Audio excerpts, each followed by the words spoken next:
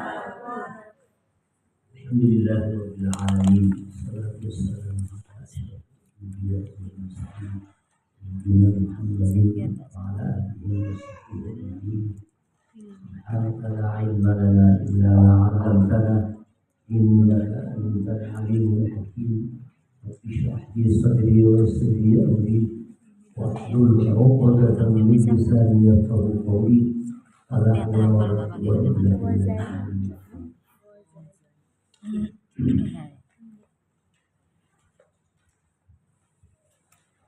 Sebelumnya saya mohon maaf karena saya baru teringat ada pengingat di HP 10 menit lagi masuk CCTV jam 1:10 tadi ada peringatan.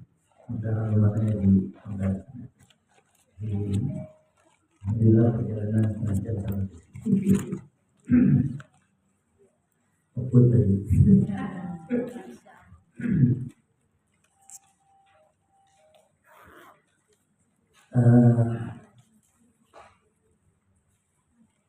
Saya merasa bangga dengan adanya para pejuang-pejuang Al-Quran.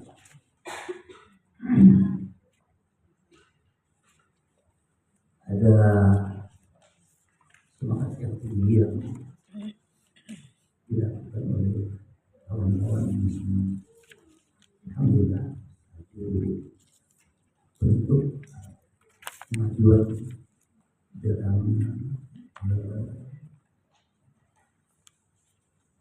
perkembangan Al-Quran.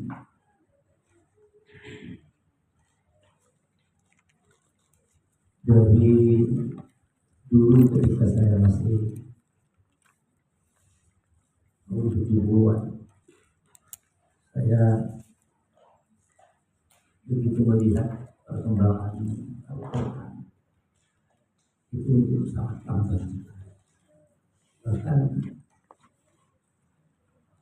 tidak pernah namanya mendengar istilah qiraat 7 atau qiraat 7. Tidak kenal. Kalau 70 ini tidak ada yang kenal apa-apa.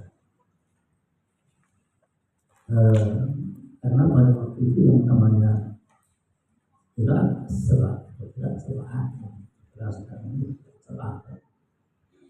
qiraat itu hanya di lingkungan orang-orang yang menghafal. Kalau tidak apa-apa, tidak dengar namanya qiraat salah. Sebab orang yang ingin belajar qiraat salah itu harus hafal. Memang itu sangat bagus sekali. Di mana para ulama sangat berhati-hati terhadap Al-Quran, jangan sampai Al-Quran itu juga mainan gitu. Ya. Jadi wajar para ulama saat itu berhati-hati jangan sampai Al-Quran itu dibuat mainan. Sehingga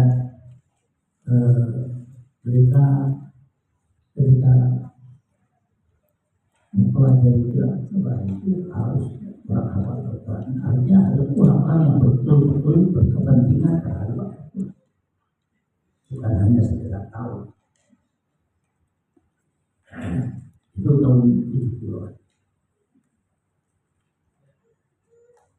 Sekitar tahun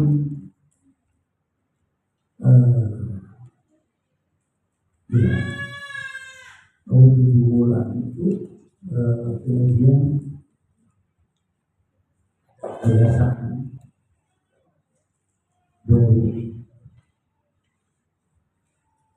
Tempo dulu, NU itu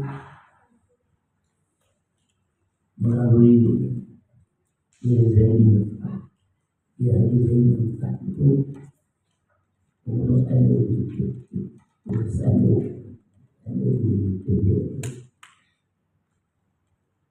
itu berangan-angan untuk memperkenalkan Al-Quran secara enggak termasuk qiraat salah. Maka NU saat itu itu mendirikan yayasan namanya Yayasan Ihya Ulumuddin, yang pada waktu itu gagasan utamanya adalah ilmu. Karena ilmu itu adalah seorang Al-Quran, tapi orang alim. Jadi katanya ilmu itu adalah seorang orang yang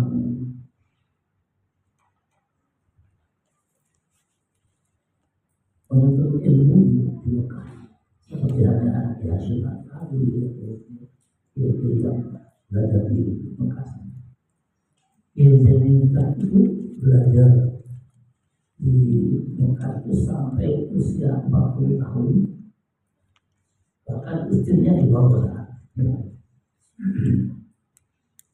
Ketika pamit mau pulang, beliau ditanya oleh guru-gurunya, kamu belum hafal Pak?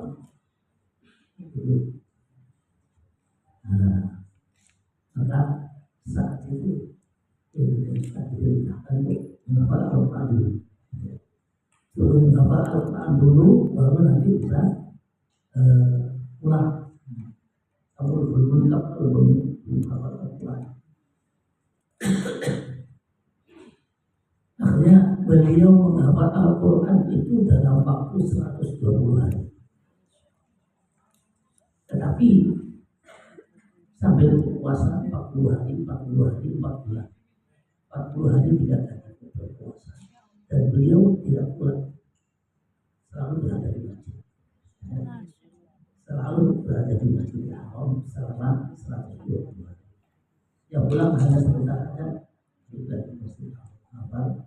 Dan singkatnya beliau 120 hari hatam Al-Quran dengan sambil berpuasa. Dan puasanya itu dibiasakan kepada saya. Puasa 40 hari itu adalah puasa, namanya puasa Shaumul Anbiya.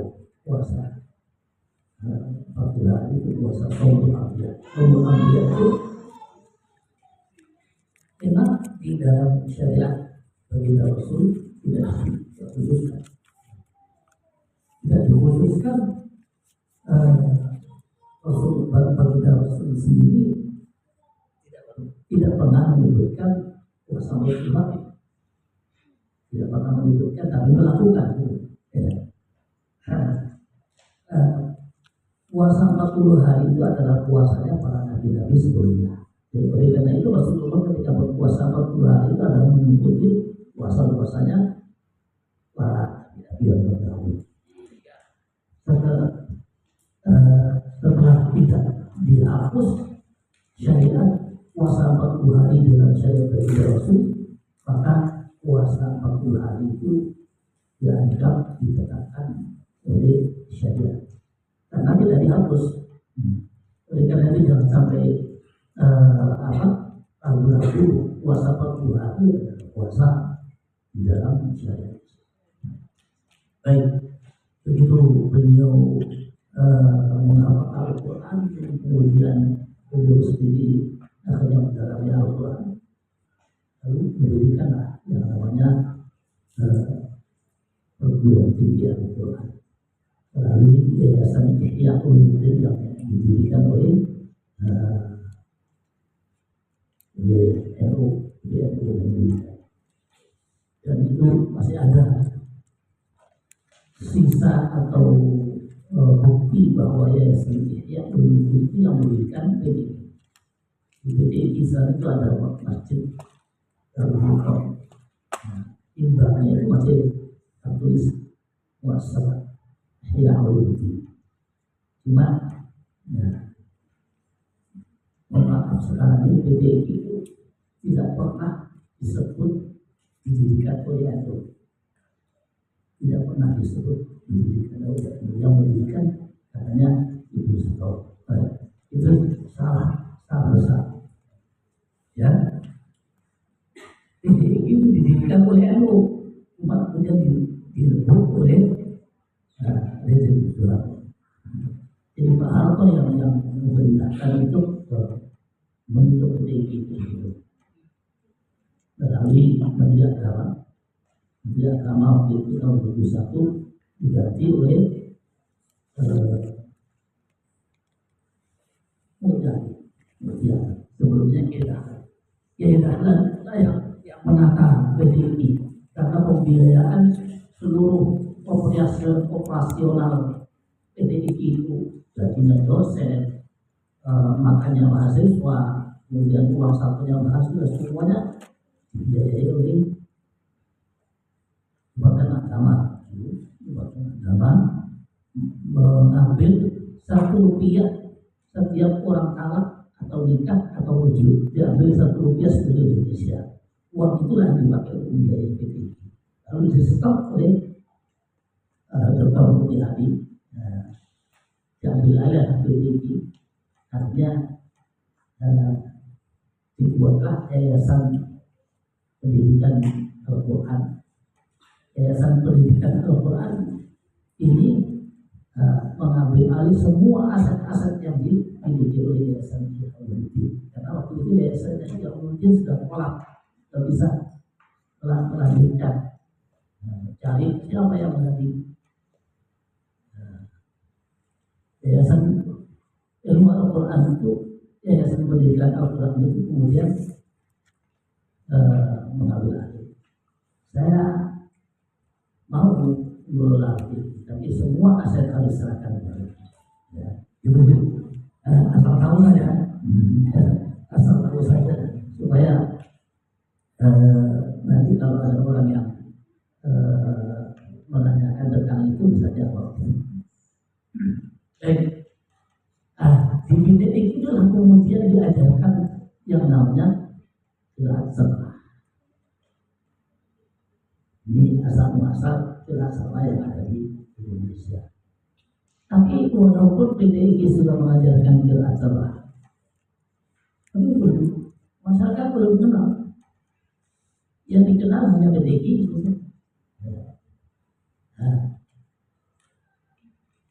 Padahal qori-qorinya ya, ada bacaan-bacaan yang nilai-nilai Muhammad dari PTI.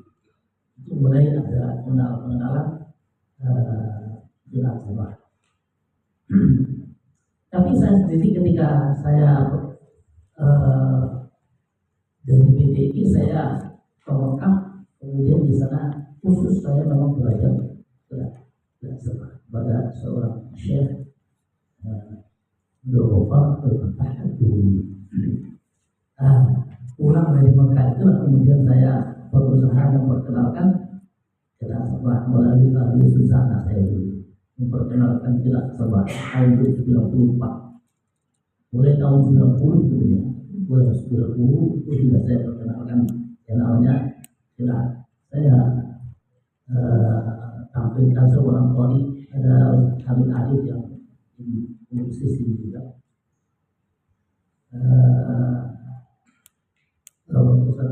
Ali Maskur tadi dia juga pernah mempraktekkan qiraat sabah, dibaca qiraat sabah. Kemudian saya menjelaskan perbedaan yang ada yang telah dibaca oleh itu pertama kali memperkenalkan qiraat sabah, sehingga muncullah pada waktu itu orang-orang yang berkeinginan untuk mempelajari qiraat sabah.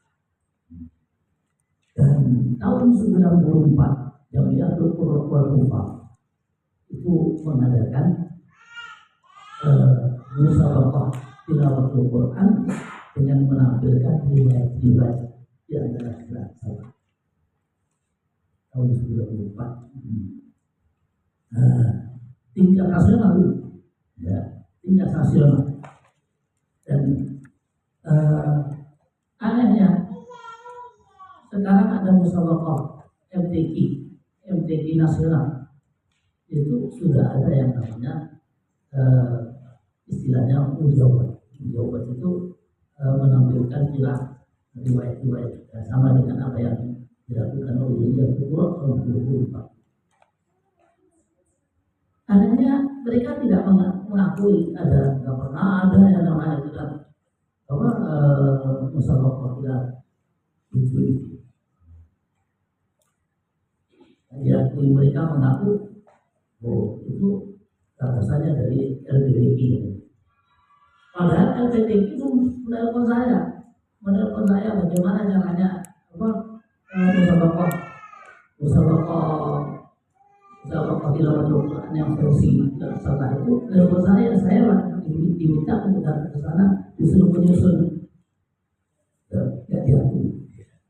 Yang sekarang yang diakui mereka mengaku bahwa LPDI yang mendirikan yang mengadakan musabaqah mujawab itu adalah LPDI. Nah, itu ya dulu seperti itu. Yang namanya MDQ sendiri itu ya, yang pertama kali mendirikan MDQ ya, Jami'ul Qur'an, tapi sekarang tidak diakui yang diakui ya MDQ. Baik, saya ingin menjelaskan tentang asal muasal qiraat.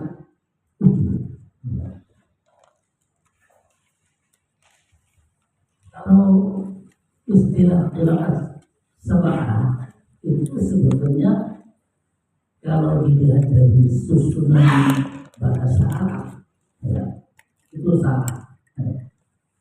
Menurut aturan adat makhluk ya, adat makhluk maksudnya qiraat sab'ah asal qiraat sab'ah begitu, bukan sab'ah gitu ya. Tapi karena sudah terlanjur sudah salah kaprah semua mana sudah salah itu.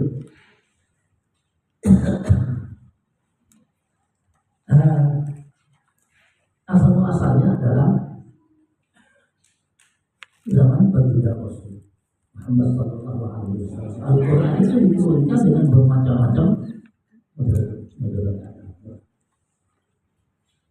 Tetapi sebetulnya qiraat sab'ah itu munculnya pada abad ke-4. Empat itu ada Ibnu Mujahid, Abu Bakar Ibnu Mujahid yang memberikan istilah qiraat sab'ah. Asal muasalnya begitu Rasul Muhammad Sallallahu Alaihi Wasallam ketika mendapatkan Al-Quran pertama kali, Iqra bismi rabbikal ladzi khalaq khalaqal insana min 'alaq iqra wa rabbukal akram alladzi 'allama bil qalam 'allama al insana ma lam ya'lam. Sebagian besar ulama menganggap turunnya ayat ini pertama-tama sesuai dengan bahasa Quraisy.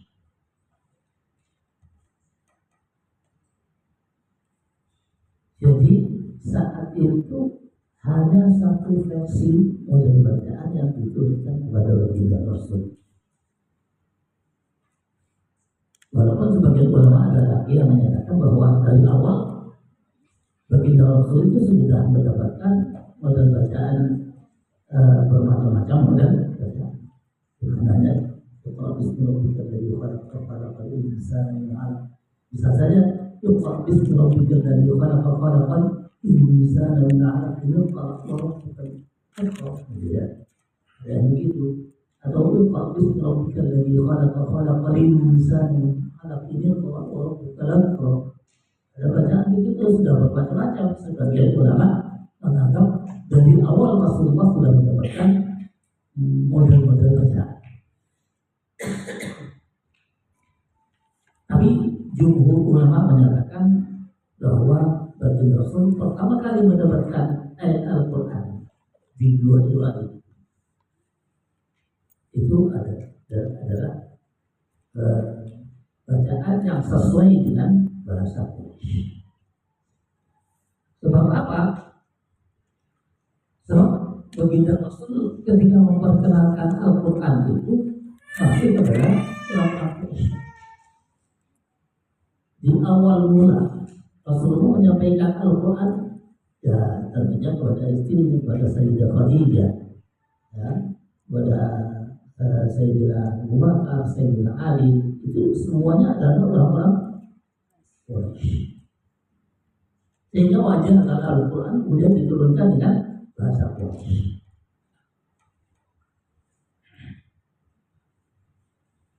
Lalu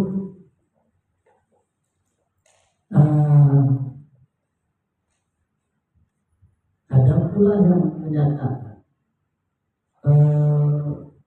pertama kali adanya perbedaan bacaan itu ketika masih berada di Mekah. Rasul masih berada di Mekah, di daerah di sebelah timurnya Masjidil Haram itu ada wilayah Syekh Amir.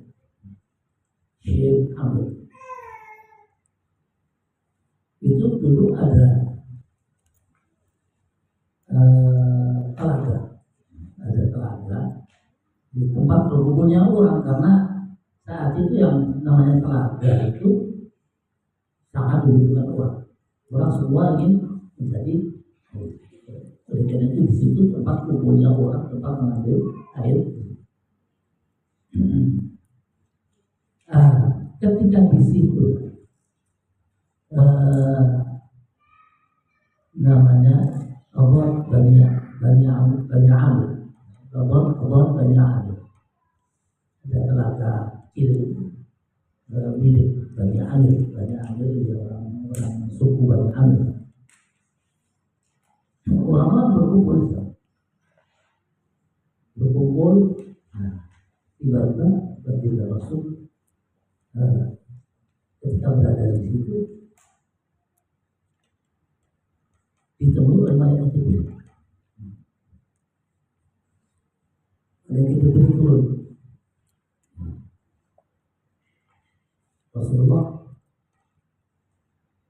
Allah Subhanahu wa Ta'ala memerintahkan kepada kamu untuk membaca Al-Quran itu tidak satu lagi. Kalau malaikat Jibril mengatakan itu, kemudian baginda Rasul, Innama yaqulkan taqra'a bi harfin wahid. Engkau diperintahkan oleh Allah Subhanahu wa Ta'ala untuk membaca Al-Quran dengan satu model.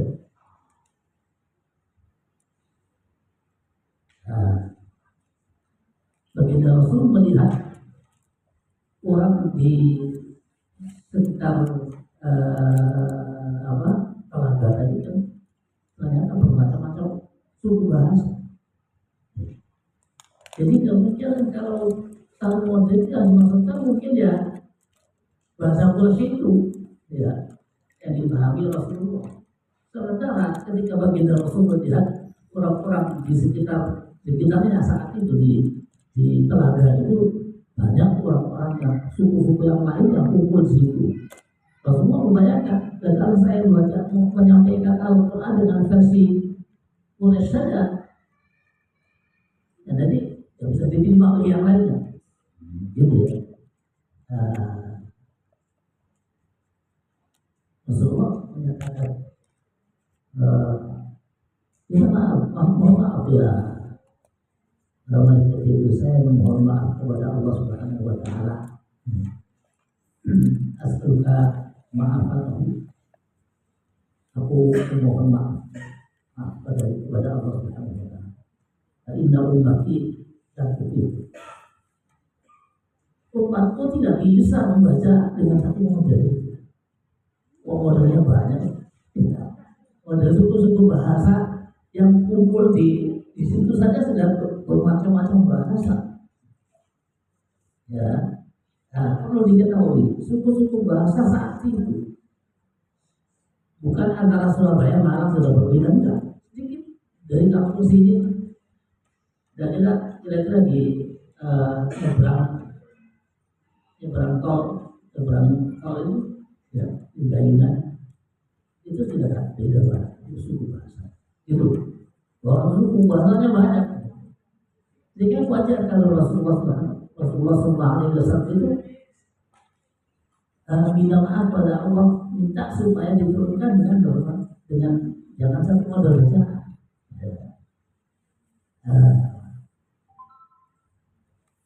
Inna ummati la tudrik.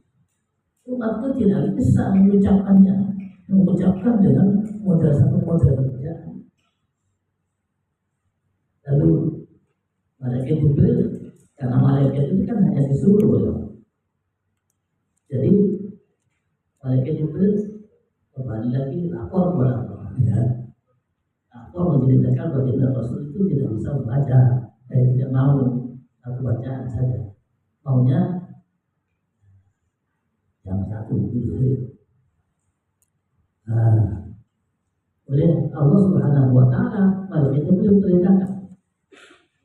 Al-Quran kan sudah saya turunkan semuanya, ada macam-macam model-modelnya, turun dari yang lain. Ya.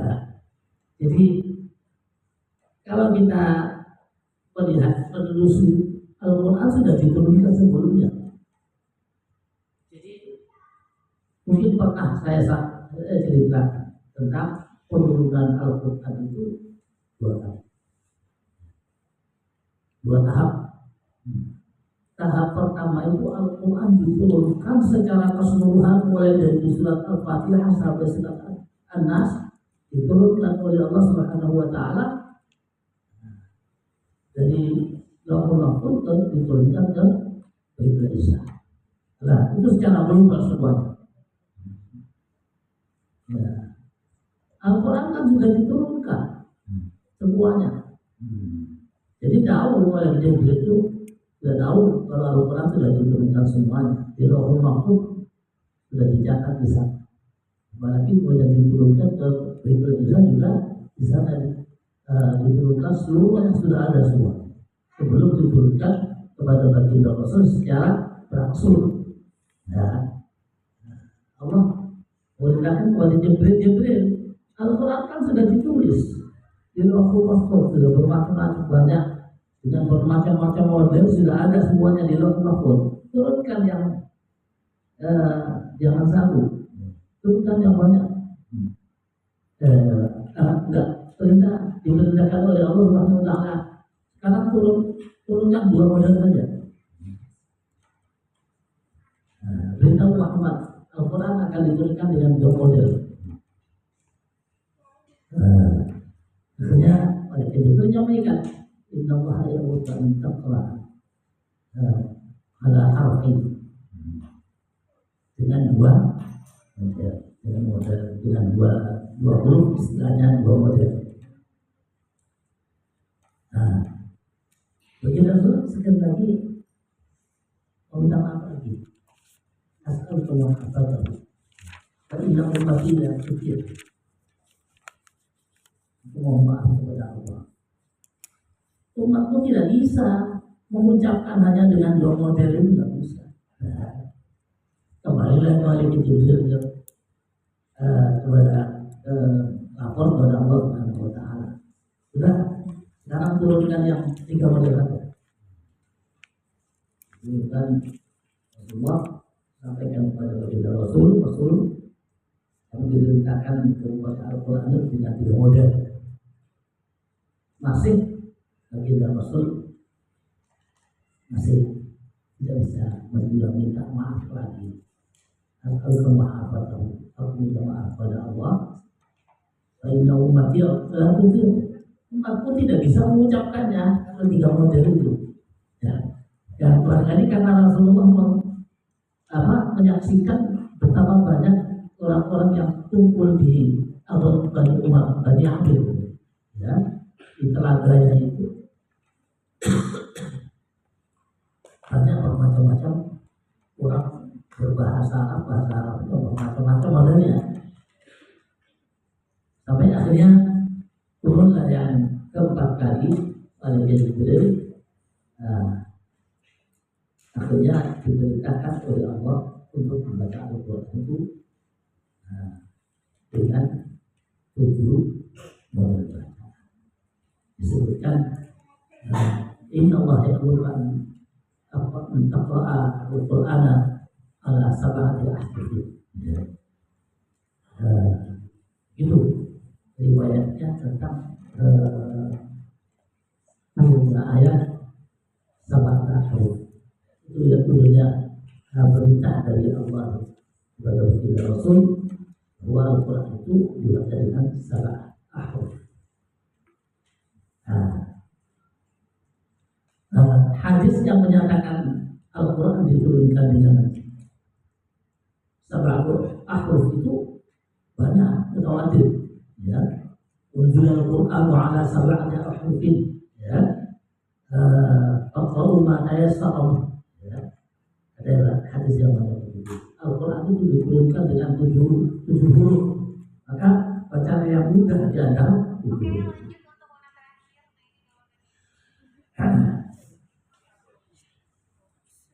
Tanya saja begini,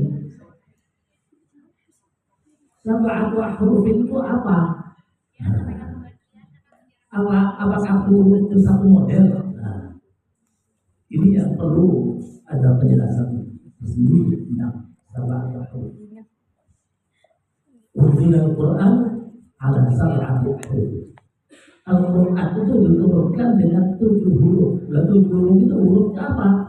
Nah, ternyata para ulama memberikan satu pentakwilan atau penafsiran terhadap sab'ati ahruf. Huruf itu apa? Sab'ah itu apa? Ada yang mengartikan sab'ati ahruf itu 7 bahasa. Bahasa yang ada di lingkungan Mekah waktu itu. Ada 7 bahasa, 7 model bahasa. Ini belum terasa ini ya, masih istilah unzila al-Qur'an ala sab'ati ahruf. Ahruf itu ternyata ada yang menerjemahkan suku bahasa. Itu harf itu tidak diartikan satu suku bahasa. Sehingga Al-Quran itu diturunkan dengan 7 suku bahasa. Tapi ada pula yang mengartikan ternyata sab'ah itu yang dimaksudkan bukan sab'ah 7, bukan. Karena di dalam Al-Quran sendiri istilah sab'ah itu banyak yang diartikan bukan 7.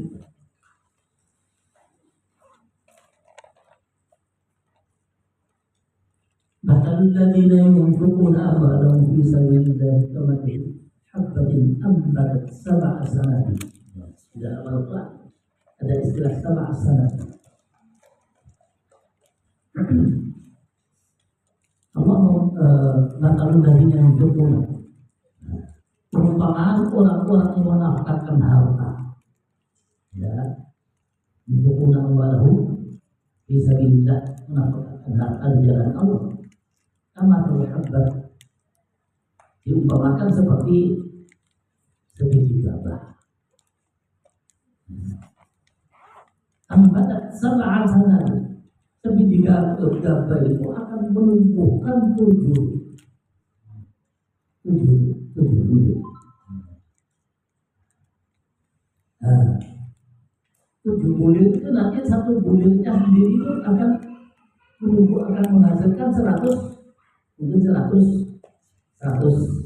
gabah, ya, 100 gabah padi misalnya.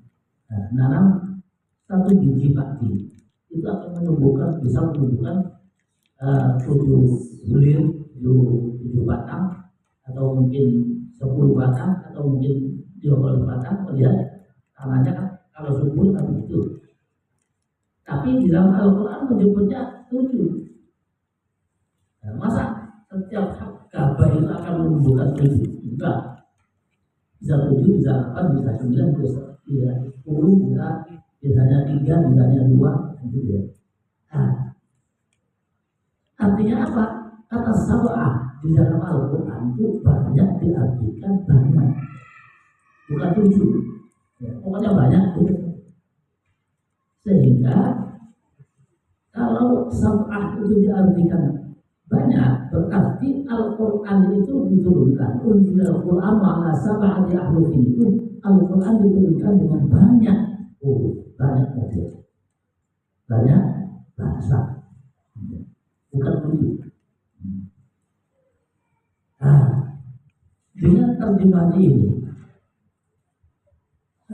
maka ada sebagian ulama mengartikan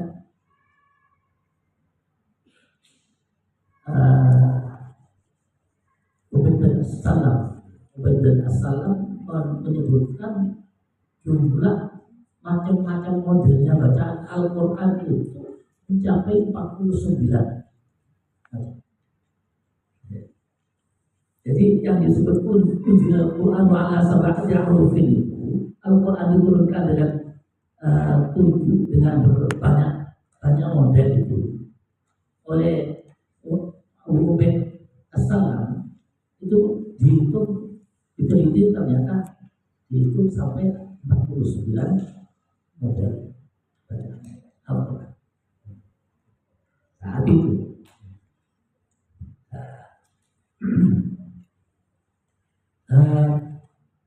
Semua model-model bacaan Al-Quran ini, semua model-model bacaan Al-Quran yang dihitung oleh Ubaid As-Salam ini, kemudian ada yang mempelajari seluruhnya, ada yang mempelajari sebagian, ada yang mempelajari hanya satu, macam-macam. Dan para sahabat sendiri ada yang menguasai beberapa model bacaan, ada yang hanya menguasai satu model bacaan. Itu pada zaman.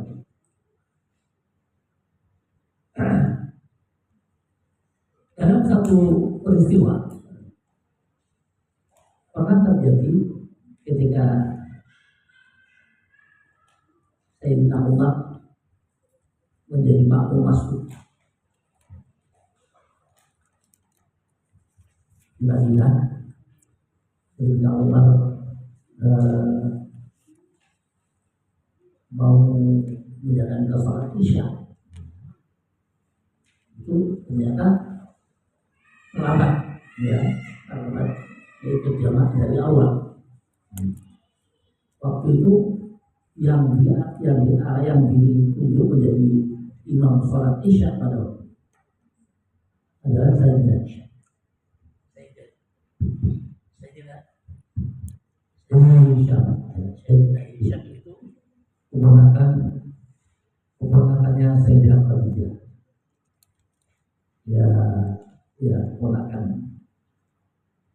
Keponakan Sayyidah Khadijah. Sayyidina Isya itu keponakan Sayyidah Khadijah yang masuk Islam sebetulnya. 3 tahun menjelang Rasulullah wafat, Sayyidina Isya baru masuk Islam. Padahal itu keponakannya Sayyidah Khadijah. Nggak wajar ya ada orang yang masuk Islam yang terlambat gitu ya. Tapi kenapa kok dijadikan imam? Karena Sayyidina Isya itu orang pintar, ya. Walaupun baru masuk Islam orang pintar, mendapatkan bacaan Al-Quran dari Rasulullah langsung. Akhirnya diangkat menjadi imam sholat Isya. Dan seandainya Sayyidina Umar datang duluan, mungkin Sayyidina Umar yang akan menjadi imam. Tapi karena Sayyidina Umar belum datang, yang jadi imam saat itu adalah Sayyidina Isya. Pada waktu itu membaca surat Al-Furqan, rakaat yang kedua ini ya. Rakaat pertamanya tidak disebutkan karena ini menceritakan Sayyidina Umar makmum masbuk ketinggalan 1 rakaat. Sehingga Sayyidina Umar itu hanya mendengarkan bacaan pada rakaat yang kedua. Rakaat yang kedua itu yang dibaca oleh Sayyidina Isya itu adalah surat Al-Furqan.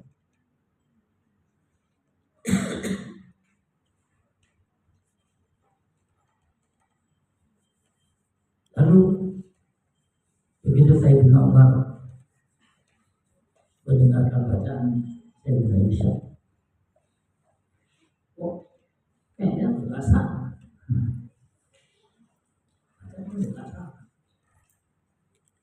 Sayyidina Umar merasa terusik, ya, terusik kekhusyukannya, terusik karena bacaannya merasa salah, dianggap salah oleh saya bilang. Oh, nggak sama dengan bacaan saya. Jadi terusik, nggak khusyuk saya bilang. Saya bilang Umar. Bahkan saat mendengarkan pertama kali itu sudah ingin membatalkan sholat, ya. Tapi mengingat membatalkan sholat itu berdosa, jadi diteruskan aja, ya.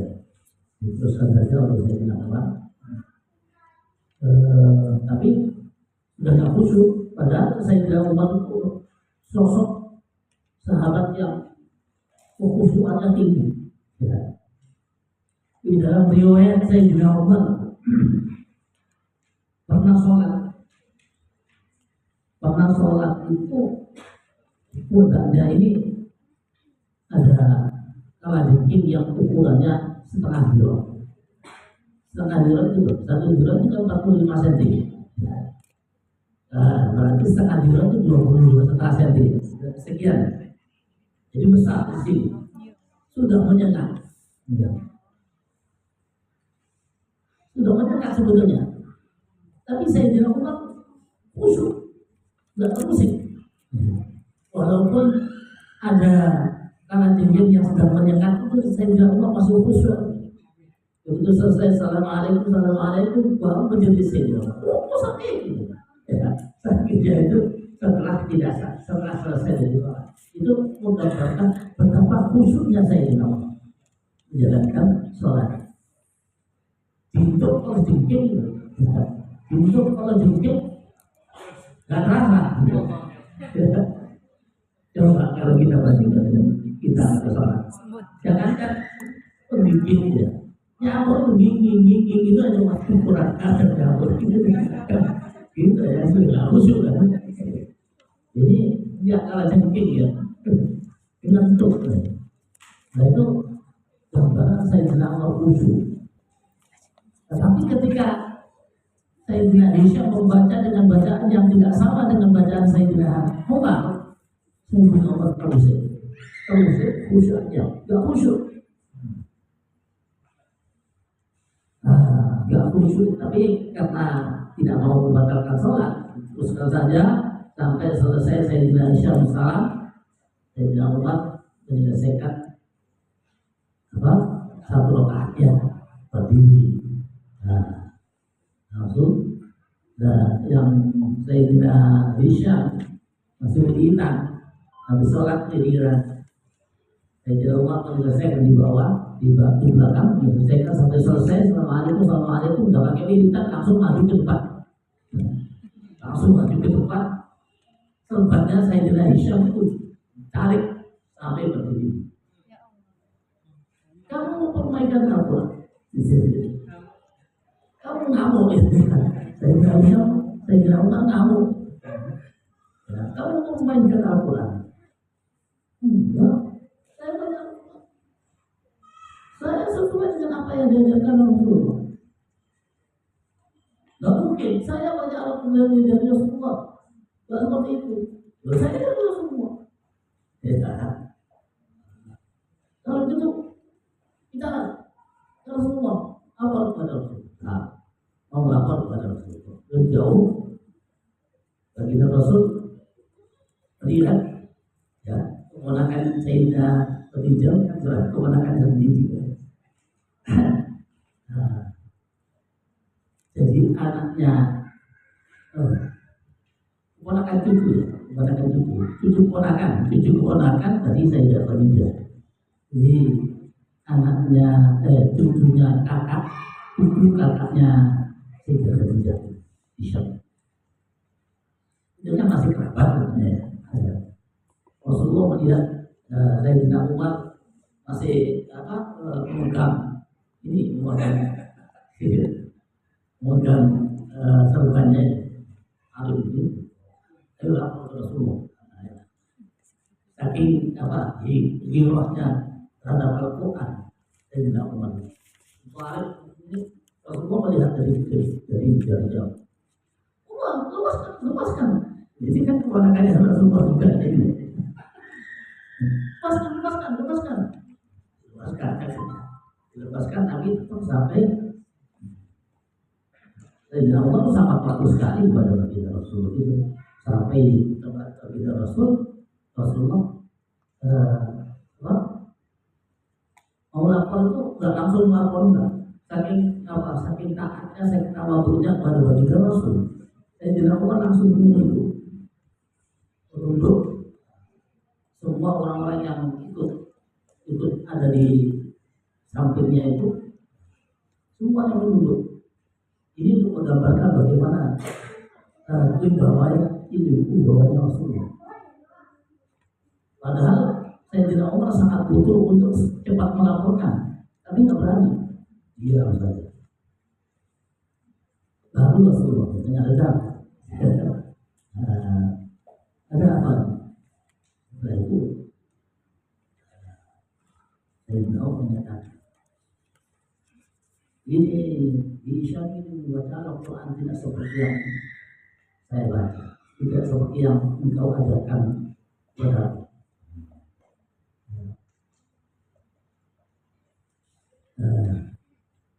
sama Al-Quran ya, sebagaimana engkau telah mengajarkan membacakan Quran.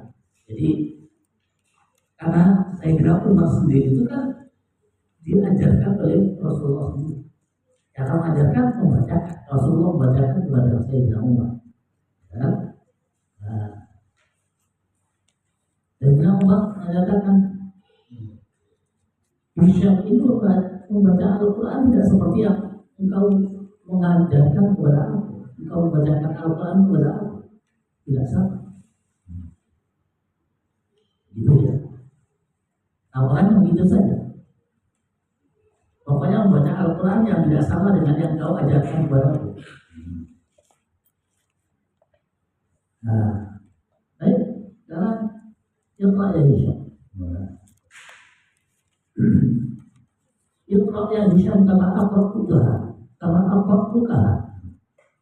Baca Hisham seperti aku telah membacakan kepada aku. Kama aqra'tuka. Akhirnya dibaca bisa dibaca Al-Quran yang dibaca dalam waktu sholat. Begitu selesai, Nabi Rasul berkomentar, hakadha unzila.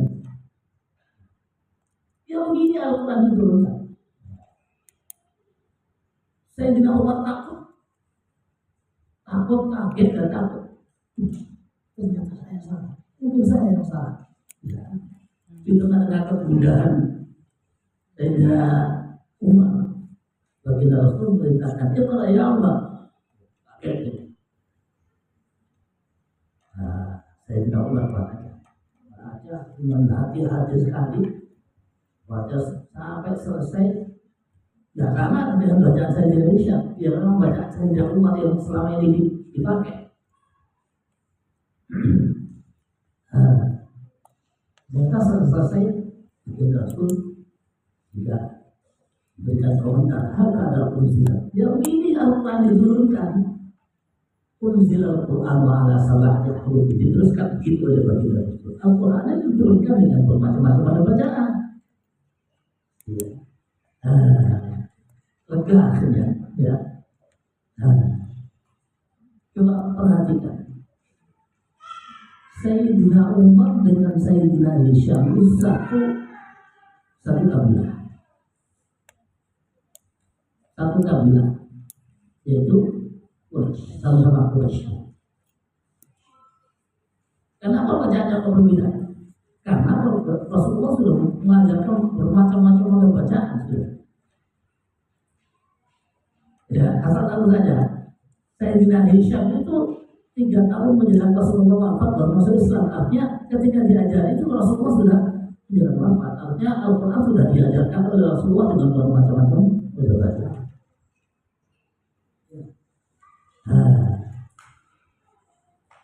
Dengan penjelasan cerita tentang Sayyidina Umar bertengkar dengan Sayyidina Hisham, jelas bahwa Al-Quran saat itu sudah diturunkan oleh Allah kepada baginda Rasul dan disampaikan kepada manusia dengan bermacam-macam model. dan tidak harus sesuai dengan bahasanya suku. Nyatanya Sayyidina Aisyah suku Quraisy, Sayyidina Umar suku Quraisy, ternyata bacaannya juga berbeda. Nah, bisa jadi kita perlu mengajarkan model bacaan yang lain kepada Sayyidina Aisyah, ya, mengajarkan model bacaan yang lain kepada Sayyidina Aisyah. Sayyidina Umar sendiri itu bacaannya tidak satu. Bacaan Sayyidina Umar sendiri itu bacaannya bukan satu model. Ternyata Sayyidina Umar sendiri kalau baca surat Al-Fatihah, Siratal ladzina an'amta 'alaihim ghairil maghdubi 'alaihim waladdallin. Itu bacaan Sayyidina Umar. Tetapi itu tidak termasuk bacaan yang tidak tujuh, ya. Itu ada riwayatnya, mas ada yang Umar. Oh, enggak, ada riwayatnya. Sayyidina Umar menerima saja dari Rasulullah seperti itu. Artinya di kalangan Quraisy sendiri itu saat itu, ya, Sayyidina Umar, Sayyidina Umar, Sayyidina Abu Bakar, Sayyidina Ali, Sayyidina Utsman, itu semuanya kan orang-orang Quraisy. Nah, ternyata bacaan surat Al-Fatihah Sayyidina Umar sendiri yang diriwayatkan oleh Sayyidina Umar ini seperti itu, waqaidul dhalin. Tapi ketika Sayyidina Umar menjadi khalifah, beliau imami di Masjid Nabawi. Karena saat itu yang namanya khalifah itu kewajiban utamanya adalah imami sholat rawatib. Ini jangan salah paham ya. Kira khalifah 4 itu tugas utamanya adalah pemerintahan, bukan, ya. Ini yang salah paham orang-orang. Khilafah itu. Nah, katanya khilafah itu adalah pemerintahan, bukan. Zaman Rasulullah, Khalifah Abu Bakar, Umar, Utsman, Ali, ya, itu tugas utamanya adalah imami. Ya, bukan hanya imami isya toh 5 waktu sebagaimana Rasulullah lakukan. Rasulullah sendiri itu imami 5 waktu. Berat tuh imami 5 waktu. Ya. Tapi itu tugas utama khalifah. Ya, 5 waktu. Walaupun kalau suatu saat misalnya harus digantikan, tapi itu kan bukan tugas utama. Kalau untuk wakilkan gitu ya. Berat saya ini nyawami subuh tok, imam subuh tok. Itu berat sekali subuh tok, bukan 5 waktu, subuh tok. Saya nyawami mulai tahun 89 sampai sekarang sudah 35 tahun. Kemudian subuh tok. Itu berat. Dan ketika Sayyidina Umar imami di Masjid Nabawi itu bacaannya sama dengan bacaan yang dibaca oleh Sayyidina Abu Bakar, sama dengan bacaan Sayyidina Utsman, Sayyidina Utsman, Sayyidina Ali. Jadi khalifah 4 itu imami di Masjid Nabawi itu bacaannya sama, bacaannya yang sekarang dipraktekkan oleh Imam Nawawi. Itu yang dibaca di Masjid Nabawi pada waktu zaman khalifah 4. Jadi sama yang dibaca oleh Sayyidina Abu Bakar ketika imami, bacaannya sama. Sayyidina Umar menggantikan jadi khalifah, bacaannya juga sama, bukan bacaan Sayyidina Umar sendiri, bacaannya yang dipakai itu. Nah, ini juga ada gambaran. Ternyata Sayyidina Umar tidak hanya membaca satu bacaan. Ya.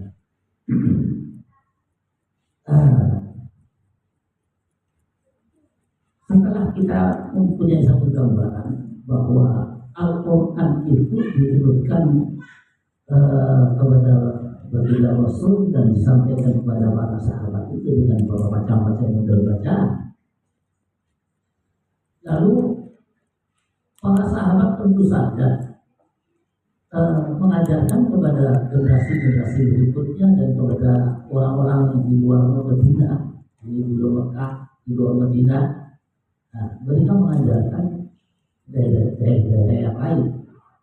Banyak yang ke daerah Syam, ada yang ke daerah Yaman, ada yang ke daerah Afrika, sebagainya. Banyak itu sudah mulai menyebar Al-Quran. Pada waktu zaman Sayyidina Utsman bin Affan menjadi khalifah, ada peristiwa peperangan yang terjadi. Saat itu Sayyidina Utsman harus mengirimkan tentara ke daerah Azerbaijan, Armenia, daerah Soviet ya. Nah itu Sayyidina Utsman mengerahkan para sahabat dan para tabi'in. Ya, saat itu sudah ada tabi'in yang tidak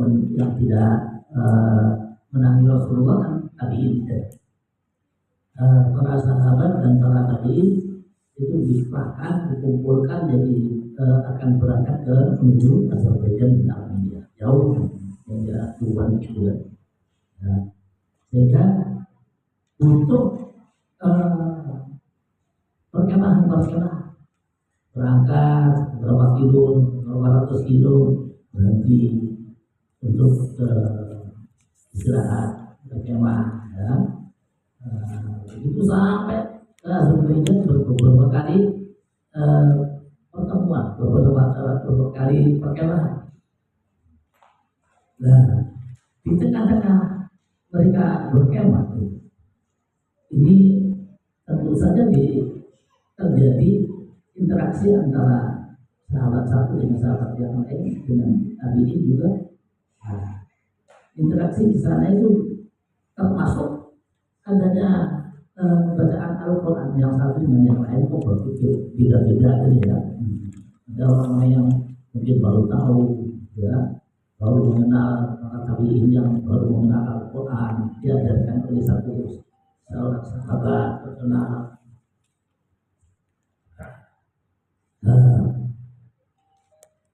Ada pertengkaran di perkemahan. Pertengkaran menyangkut masalah bacaan Al-Quran. Saya diajarkan Al-Quran oleh seorang sahabat Ubay bin Ka'ab. Ubay bin Ka'ab itu seorang sahabat yang oleh Rasulullah dianggap sebagai sahabat yang paling mumpuni dakwahnya.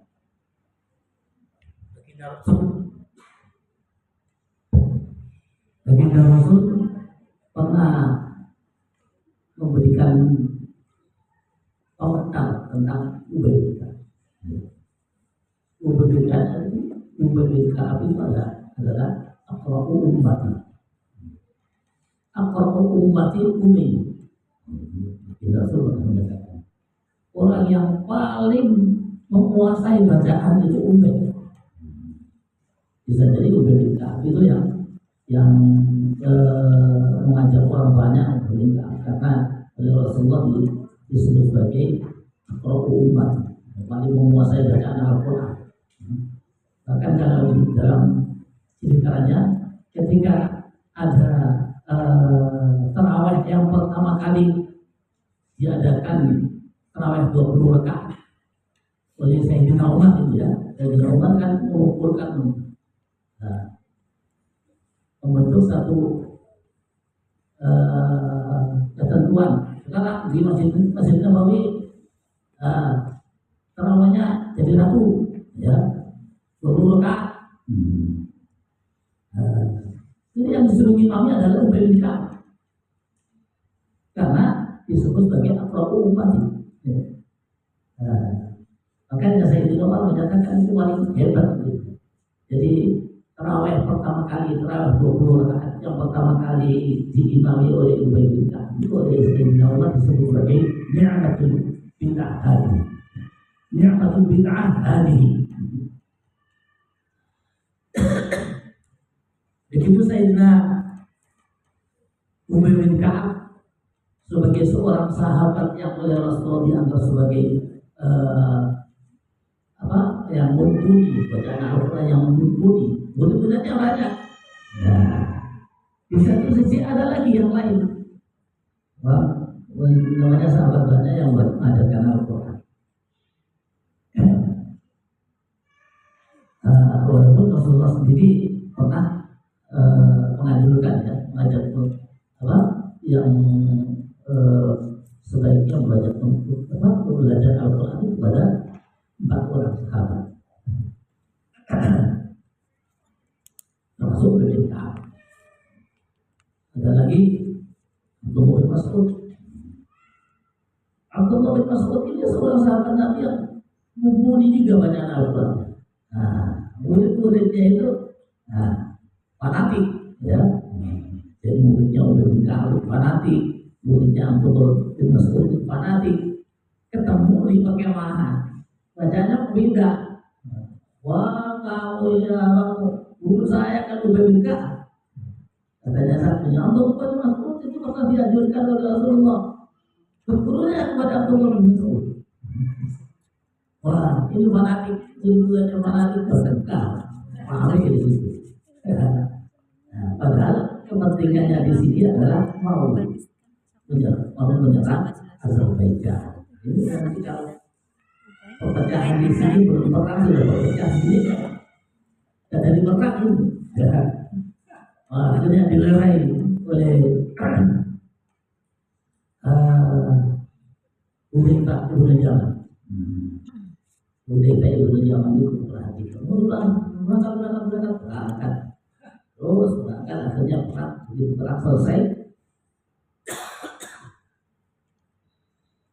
Hudzaifah bin Yaman ini cari kuda yang paling cepat untuk segera pulang ke Madinah, mau melaporkan pertengkaran orang tadi yang tentang Al-Quran itu. Hudzaifah bin Yaman ini cari kuda yang paling cepat, yang pada waktu itu kan kudanya banyak yang namanya perang. Cari kuda yang paling cepat supaya saya bisa cepat langsung menghadap ke Sayyidina Utsman. Dapat ruangan sampai di Sayyidina Utsman, lapor. Lapor pada Sayyidina Utsman, ngomong ini bukan tok. Jadi wahai khalifah, persatukan umat ini tentang bacaan Al-Quran. Satu saja, nggak usah macam-macam bacanya itu. Katanya itu lewat jamaah supaya nggak bertengkar. Satu saja, nggak usah banyak-banyak buat bacaan Al-Quran itu. Nah, Sayyidina Utsman akhirnya mengumpulkan para sahabat. Gimana ini ada usulan?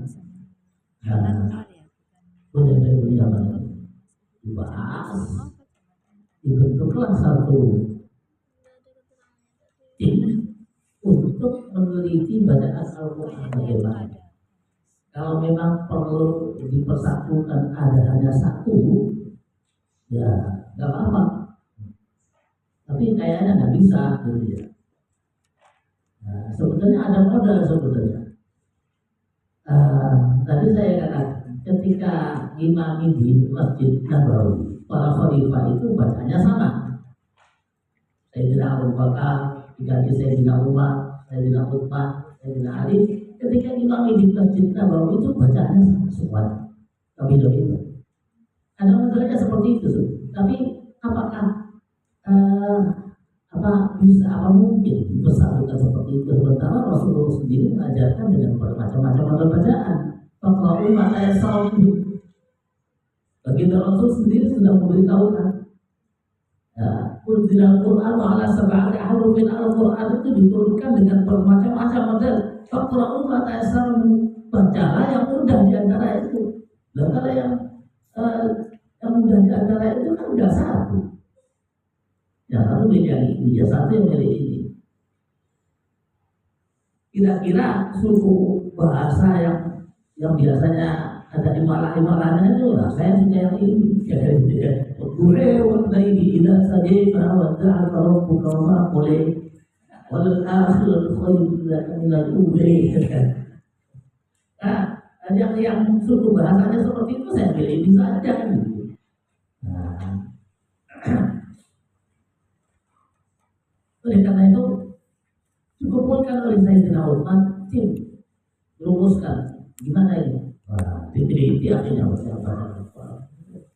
Wah, nggak mungkin disatukan. Setelah diteliti semuanya, akhirnya dicarilah bacaan-bacaan yang kuat saja. Bacaan-bacaan yang kuat itu ukurannya apa? Nah, ukurannya yang mutawatir, yang riwayatnya mutawatir. Bacaannya yang riwayatnya mutawatir itu dianggap bacaan yang sahih. Kali ini bacaan saya tidak masuk sudah. Ya, bacaan saya tidak yang boleh membuka itu itu sudah masuk. Kenapa? Dalam riwayatnya hanya saya tidak saja yang membaca, yang lain ada. Nah, syarat yang kedua, sesuai dengan bahasa yang fasih. Nah, jadi kalau kita teliti bahasa-bahasa yang berkembang saat itu di Mekah dan di Madinah, ada yang fasih, ada yang tidak fasih. Ya, begitu banyaknya suku bahasa, tapi ada yang fasih, ada yang tidak fasih. Barangkali gambaran kita kalau kita bahasa Jawa saja, bahasa Jawa itu mungkin ada yang fasih, ada yang tidak fasih. Misalnya, yang fasih itu mungkin bahasa Solo, bahasa Jogja, bahasa Corona, mungkin bahasa Surabaya nggak masuk, bahasa pasar, bahasa Banyuwangi mungkin nggak masuk. Ada bahasa yang fasih, ada bahasa yang tidak fasih. Maka kalau ada satu model bacaan nggak fasih, nggak bisa dipakai. Bukan berarti nggak sah, bukan. Ya memang Rasulullah menurunkan seperti itu bisa dipakai, tapi kita mengambil menyederhanakan saja. Kan tujuannya hanya satu, jadi yang satu saja. Jadi persyaratan yang dua persyaratan tadi, yang kedua tadi sesuai dengan bahasa yang fasih atau afsah, fasih atau afsah. Yang ketiga,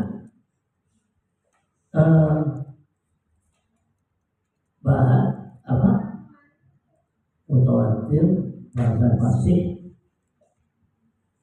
sesuai dengan Rasul. Jadi Al-Quran itu ketika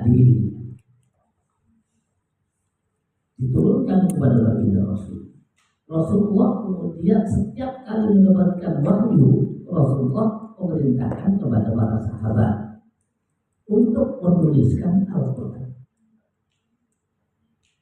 Dan tulisan Al-Quran itu berdasarkan ilham dari Allah. Ya, tulisan Al-Quran itu berdasarkan ilham dari Allah. Begini, ketika Al-Quran itu setiap kali diturunkan, maka baginda Rasul memanggil sahabat yang bisa tulis. Tapi tulisan itu berdasarkan ilham dari Allah. Ya. Padahal pada waktu itu kan yang namanya tulisan Arab itu sudah modern. Ya. Tulisan Arab itu sudah modern. Buktinya apa? begini, sebelum Rasulullah akan menjadi utusan Allah, yang namanya haji itu tidak terbiasa. Sudah bertahun-tahun haji, mulai zaman Sayyidina Ibrahim dulu haji di Mekah itu tidak terjadi. Dan di tengah-tengah haji itu sudah diadakan yang namanya festival-festival lokal, ada festival Majana, ada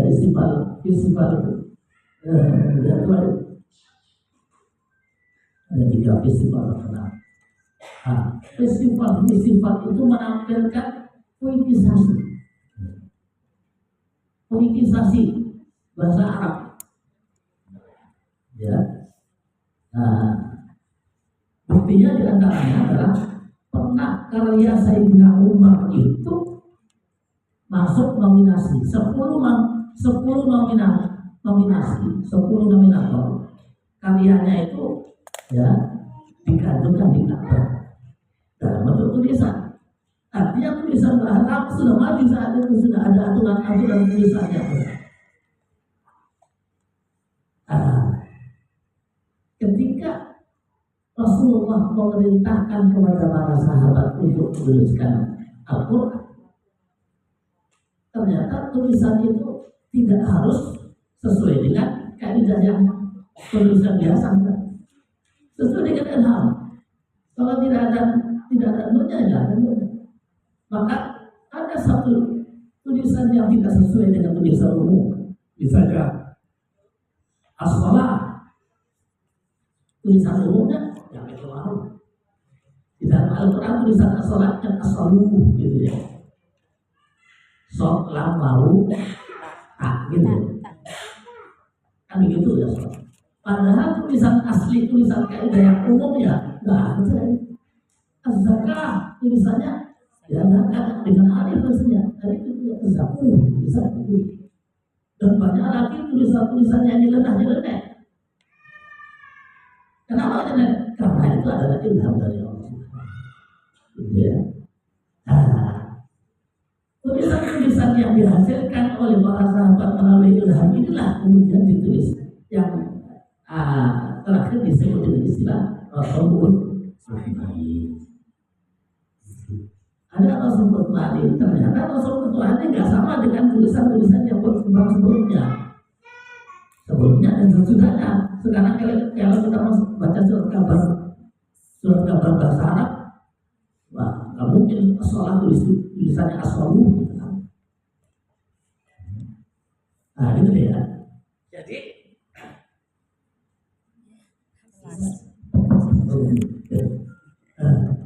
Jadi akhirnya tim yang dibentuk oleh Sayyidina Utsman bin Affan itu menyimpulkan bacaan-bacaan Al-Quran yang akan dipakai sebagai bacaan Al-Quran yang resmi, ya, yang disederhanakan tadi, itu harus memenuhi 3 syarat.